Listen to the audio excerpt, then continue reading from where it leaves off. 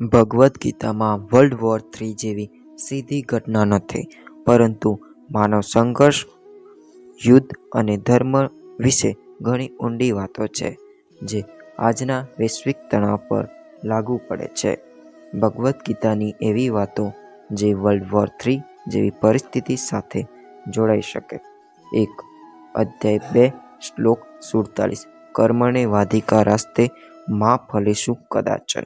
અર્થ: તારો અધિકાર માત્ર કર્મ કરવામાં છે, ફળ પર નહીં. સંદેશ: રાષ્ટ્રો જો પોતાના કર્તવ્ય ધર્મ પ્રમાણે વર્તે અને લાલચ કે અહંકારથી નહીં, તો મોટું યુદ્ધ ટાળી શકાય. 2. અધ્યાય 4, શ્લોક 7-8. યદા યદા હિ ધર્મસ્ય ગ્લાનિર્ભવતિ ભારત. અર્થ: જ્યારે ધર્મનો નાશ થાય અને અધર્મ વધે, ત્યારે ભગવાન અવતાર લે છે. સંદેશ: જ્યારે દુનિયામાં અન્યાય, અહંકાર અને હિંસા વધી જાય, ત્યારે પરિવર્તન અનિવાર્ય બને છે.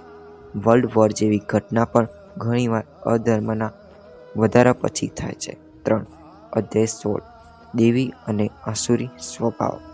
અહીં આસુરી સ્વભાવ અહંકાર, ક્રોધ, લોભ ને વિનાશનું કારણ બનાવ્યું છે.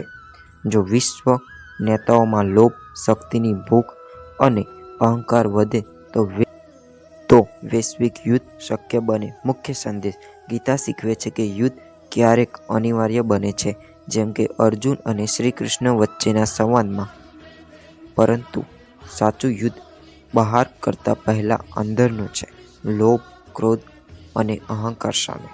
જો માનવજાત પોતાનો આંતરિક યુદ્ધ જીતી જાય તો વર્લ્ડ વોર 3 જેવી પરિસ્થિતિ ટાળી શકાય છે.